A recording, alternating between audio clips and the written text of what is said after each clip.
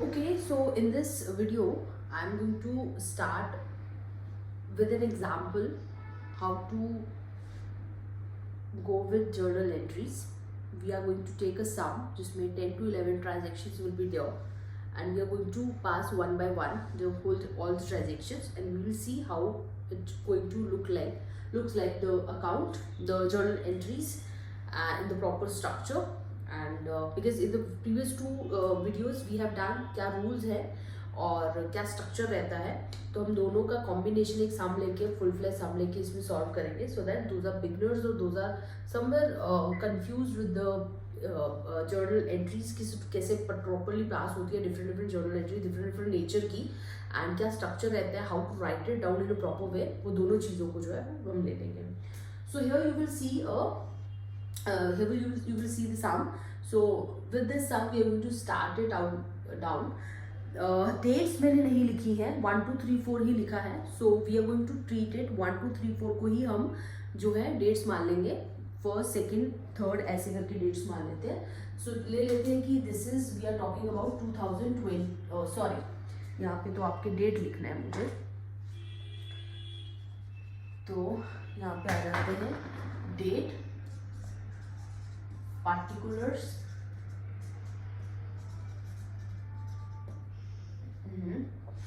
particulars, LF, amount, debit का आ जाएगा, अमाउंट क्रेडिट का आ जाएगा. ये भी जर्नल है, मैं लेजर नहीं बना रही, स्पेस का इशू होगा तो I will write down over here. So the first is Ramesh started business with cash rupees 2,50,000.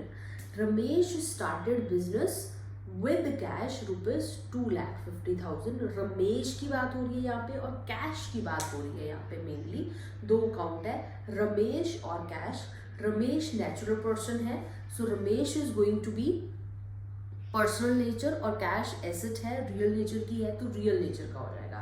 Ramesh ने बिजनेस स्टार्ट किया है और कैश आया है, तो ये मैं आपको बता दूं, स्टार्ट किया है उसने बिजनेस, तो इट सिंपली मीन्स रमेश जो है वो ऑनर है कंपनी का.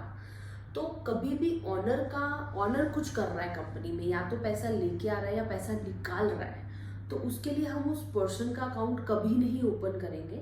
हम या तो कैपिटल अकाउंट से ट्रांजेक्शन पास करते हैं, ड्रॉइंग्स अकाउंट से. पैसा आ रहा है तो कैपिटल अकाउंट आ जाएगा, उसको आप कैपिटल अकाउंट या रमेश कैपिटल अकाउंट भी लिख सकते हैं अगर आपको ज़्यादा कन्वीनियंट लग रहा है. Otherwise capital account, it will be capital account. And second, अगर वो पैसे निकाल रहा है, it is going to be drawings account. Clear?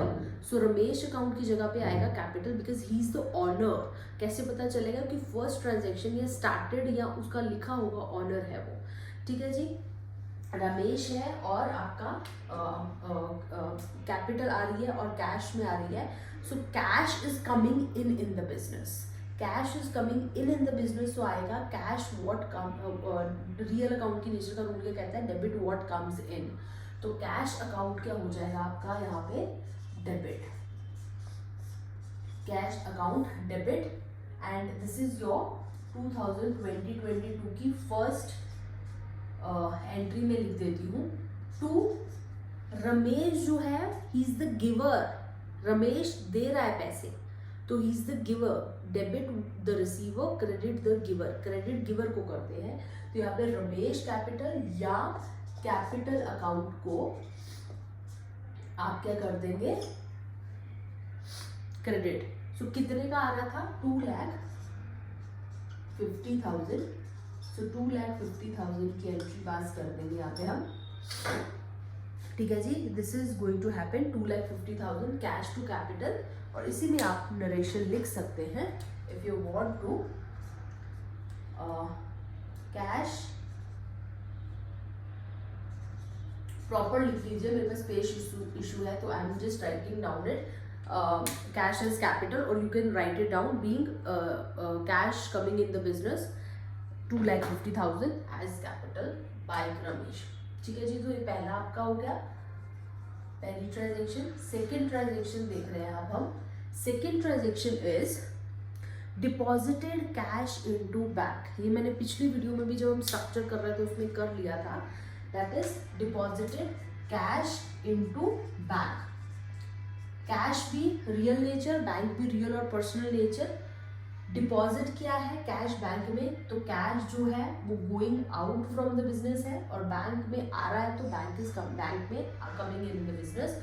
तो bank account what comes in and what goes out credit. तो बैंक अकाउंट को हमने कर दिया डेबिट, कैश अकाउंट को हमने कर दिया credit with the amount bank to cash 1,20,000। 1,20,000. What happened over here? Deposited cash in bank. यही हो गया, ठीक है जी। ये आपकी सेकेंड भी हो गई। थर्ड ट्रांजेक्शन देखते हैं, which is purchased furniture for ₹35,000। क्या हो रहा है? Purchased furniture for cash, in cash है, फर्नीचर है और कैश है इसमें। तो फर्नीचर एसेट है, कैश एसेट है, दोनों ही अगेन रियल नेचर के है। फर्नीचर परचेज किया तो furniture is coming in the business, cash purchase कर रहे हो तो देना पड़ेगा, तो going out from the business.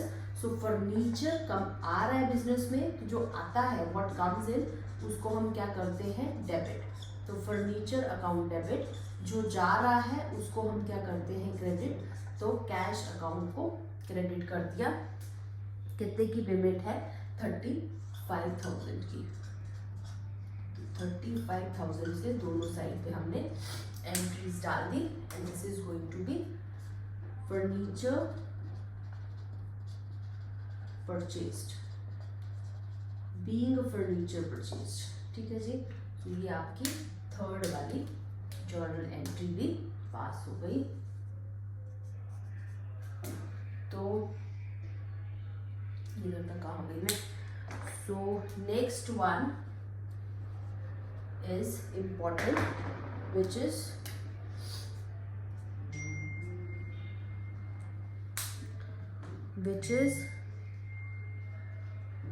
purchased goods for ₹15,000 in cash. So this is what I was talking about, purchased goods for ₹15,000 in cash. तो यहाँ पे परचेज गुड्स है, गुड्स आपकी फिक्स एसेट नहीं है। तो फिक्स एसेट होती है, जैसे फर्नीचर थी तो हमने फर्नीचर का अकाउंट ओपन किया था, परचेज का नहीं किया था। फिक्स एसेट नहीं है तो आप परचेज और सेल हो रही है तो आप परचेज का अकाउंट जो है वो ओपन करेंगे। तो यहाँ पे क्या हो जाएगा? आपका परचेज हो रही है, परचेज होने का मतलब है कुछ आ रहा है कंपनी में, तो परचेज अकाउंट क्या हो जाएगा? Debit, purchase account debit. और कैश में हो रही है तो कैश आपका परचेज कर रहे हो तो ऑब्वियसली जा रहा है कंपनी से, तो वो क्या हो जाएगा? Credit. And this is happening of 15,000। 15,000 की आपकी ट्रांजेक्शन हो गई, फोर्थ वाली, with the narration goods purchased.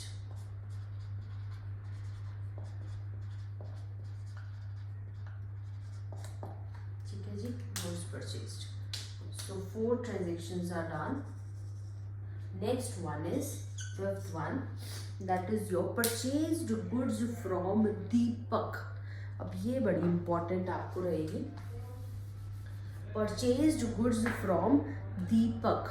तो यहाँ पे परचेज अकाउंट नो डाउट आएगा क्योंकि गुड्स हैं, अगेन कोई फिक्स्ड एसेट नहीं है, गुड्स की बात हो रही है, तो परचेज एक तो आएगा, purchase goods from Deepak. Cash की बात नहीं हो रही यहाँ पे, कैश की बात अगर नहीं हो रही, किसी पर्सन की बात हो रही है परचेज या सेल में, तो अगर तो परचेज कर रहे हो और पर्सन की बात है तो it means you are not paying cash. अगर लिखा है purchase goods from Deepak in cash तो आप कैश अकाउंट ओपन करेंगे, बट अगर कैश नहीं लिखा तो उस पर्सन का अकाउंट आप ओपन करेंगे विच इज दीपक। तो उस केस में हमारे डेटर्स एंड क्रेडिटर्स बनते हैं। डेटर्स होते हैं जिनसे हमें पैसा आना है, जिनसे हमने जिन्होंने हमसे उधार पे पैसा सामान खरीदा था। क्रेडिटर्स होंगे जिनको हमने पैसा देना है इन फ्यूचर, और जिनसे हमने उधार पे पैसा कुछ सामान खरीदा था। तो ये हो गया हमारा क्रेडिटर बेसिकली। तो what is going to happen, Deepak हो गया। दीपक आपका कौन सी नेचर का आ गया, पर्सनल नेचर का, और परचेज तो हो रही है, तो purchase is coming in the business. तो परचेज अकाउंट तो आप विदाउट एनी डाउट डेबिट करने वाले हो।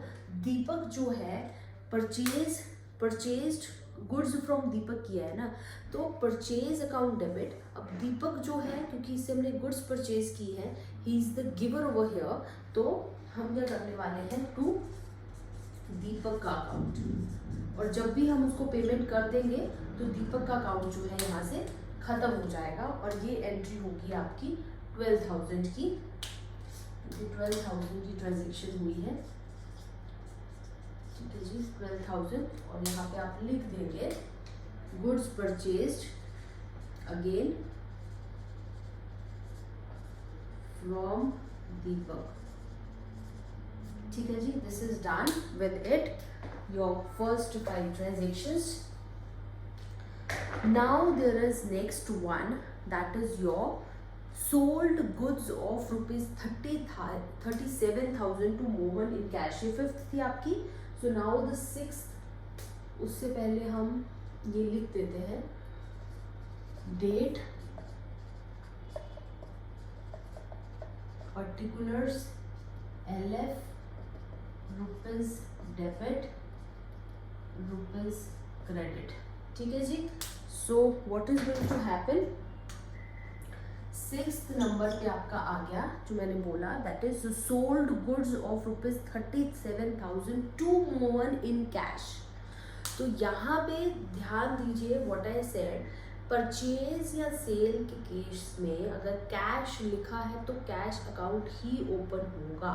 अगर कैश नहीं लिखा, किसी पर्सन का नाम लिखा है, तो उस पर्सन का अकाउंट ओपन होगा। अब इसमें क्या है, बंदे का नाम भी लिखा है और कैश भी लिखा है, तो इट मीन्स आपने ऑब्वियसली किसी से परचेज ही की होगी, लेकिन यहाँ पे क्योंकि लिखा है साफ साफ कि कैश में परचेज की है, तो कैश अकाउंट ओपन होगा। परचेज नहीं की, सॉरी सेल की है, तो सोल्ड गुड्स ऑफ रुपीज 37,000 तो मोहन इन कैश लिखा है, तो कैश आएगा क्योंकि आपने बेचा है सामान। तो cash account what comes in, cash आ रहा है, तो कैश अकाउंट डेबिट हो गया आपका टू सेल्स, क्योंकि सेल्स जो है वो आपने की है, तो आपका गुड्स गया है बिजनेस से। गुड्स देखिए व्हाट, मोहन को कहीं क्रेडिट मत करने लग जाना, मोहन या कैश, मोहन या अगर कैश नहीं होता तो मोहन डेबिट हो जाता। अब यहाँ पे मोहन का रोल खत्म हो गया क्योंकि कैश आ गया। सेल या परचेज सेल, अगर फिक्स एसेट नहीं है तो आप परचेज हो रही है तो डेबिट करेंगे, सेल है तो उसको क्रेडिट करेंगे, क्योंकि सेल के केस में goods will go out from the business. तो sales account is going to be credited over here, और this is of your rupees 37,000। So ये आपका आ गया 37,000 की item, and this is what is going to happen, goods sold in cash लिख सकते हैं, which will be more clear कि आपने कैश को डेबिट क्यों किया है, ठीक है जी। तो ये आपका 6th आ गया। देन 7th ट्रांजेक्शन देखते हैं। 7th transaction is your received commission 3,000 by check, received commission rupees 3,000 by check, received commission मैंने आपको नॉमिनल अकाउंट के टाइम पे बताया था कि received वर्ड यूज है और उसके साथ कोई चीज़ बताई गई है, कोई सर्विस बताई गई है कि ये चीज़ की रिसीव हो रही है, तो वो नॉमिनल है फर्स्ट ऑफ ऑल, और रिसीव्ड है तो क्रेडिट में जाएगा, क्योंकि व्हाट इज हैपनिंग, वो कमीशन आ रही है तो मतलब इनकम आ रही है आपको किसी तरीके की। तो इनकम को क्या करते हैं, debit all expenses and losses, credit all incomes and gain. तो commission will be credited over here and what is happening, cheque के थ्रू वो कमीशन आ रही है। तो जब भी चेक की बात है तो आप बैंक का अकाउंट खोलेंगे, क्योंकि चेक जो है वो बैंक में ही लगेगा, कैश आप चेक आपको एग्जैक्टली कैश बिना बैंक में जाए नहीं ले सकता। तो आपका क्या हो जाएगा यहाँ पे, क्योंकि आया है बैंक में लगेगा तो पैसा आएगा, तो व्हाट कम्स इन बैंक हो गया टू कमीशन रिसीव्ड, ये कमीशन भी लिख देंगे तो भी ठीक है। और ये आपका अमाउंट आ रहा है बैंक टू कमीशन 3000 का, ठीक है जी। So this is your commission received by cheque. Cash होती तो कैश अकाउंट टू कमीशन हो जाता, तो आप यहाँ पे कर देंगे कमीशन रिसीव्ड, ठीक है जी। So this is your 7th transaction, commission received. इसके बाद हम नेक्स्ट वन देख लेते हैं 8th, that is your paid rent by cheque. So paid rent by cheque, ये भी आपका नॉमिनल नेचर का है, पेड वर्ड यूज है और कोई सर्विस गिवन है। Paid rent debit all expenses and losses, तो यहाँ पे एक्सपेंस क्या है आपका, रेंट जो आप पे कर रहे हैं। सो रेंट अकाउंट डेबिट, अब यहाँ पे कैश में होता तो कैश आ जाता, ठीक है, और कैश नहीं है तो फिर भी कैश आता अगर कुछ नहीं गिवन होता, बट यहाँ पे चेक लिखा है तो हम क्या करेंगे, कैश को नहीं कर सकते क्योंकि कैश में पेमेंट नहीं आ रही, उसने लिखा है कि बैंक में पेमेंट आ रही है, रेंट टू बैंक अकाउंट आ जाएगा विद ₹8,000। एंड मैंने नरेशन के लिए लाइन नहीं यहाँ पे छोड़ा, which is going to be paid rent by check, you can write it down over here.